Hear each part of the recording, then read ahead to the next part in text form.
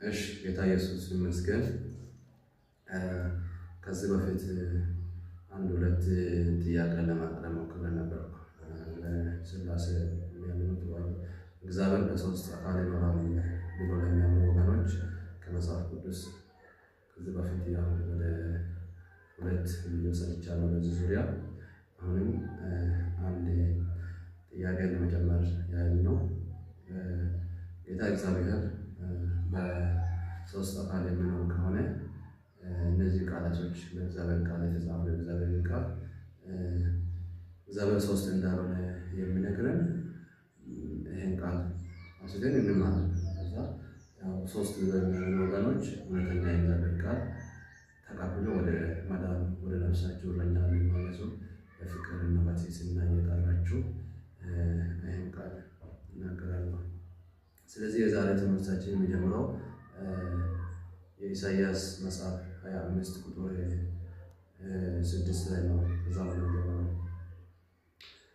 የሰራዊት ጌታ እግዚአብሔርም ለሕዝብ ሁሉ በዚህ ተራራ ላይ ታላቅ የጸጋ ግብዣ፣ ያረጀ የወይን ጠጅ ቅልጥም የሞላባቸው የሰቡ ነገሮች፣ የጥሩና ያረጀ የወይን ጠጅ ግብዣ ያደርጋል።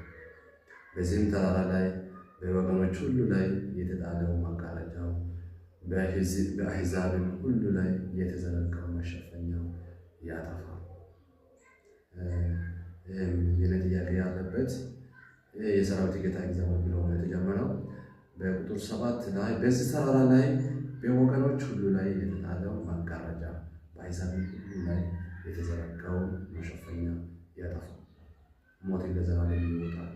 ጌታ እግዚአብሔር ከፊት ሁሉ እንባን ያብሳል፣ የሕዝብን ስድብ ከምድር ሁሉ ያስወግዳል እግዚአብሔር ተናግሯልና። በዚያ ቀን እነሆ አምላካችን ይህ ነው፣ ተስፋ አድርገነዋል፣ ያድነንማል። እግዚአብሔር ይህ ነው፣ ጠብቀነዋል፣ በመዳኑ ደስ ይለናል፣ ሐሴትን እናደርጋለን በሚለው ቃል ነው። እሺ አሁን በብሉይ ኪዳን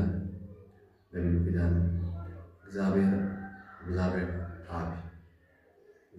አብ እንደተናገረ ያው እግዚአብሔር የሚባለው በስላሴ እምነት ባህሪ ነው እንጂ ቁጥር አይደለም እንደሆነ ነው እናስተውልና እዚህ ጋር ላይ እግዚአብሔር የሚናገረው እግዚአብሔር አብ እንደሆነ ከዕብራውያን 1:1 እግዚአብሔር በድሮ ዘመን በብዙ አይነትና በብዙ ጎዳና ለአባቶቻችን እንደተናገረ እዚህ መጨረሻ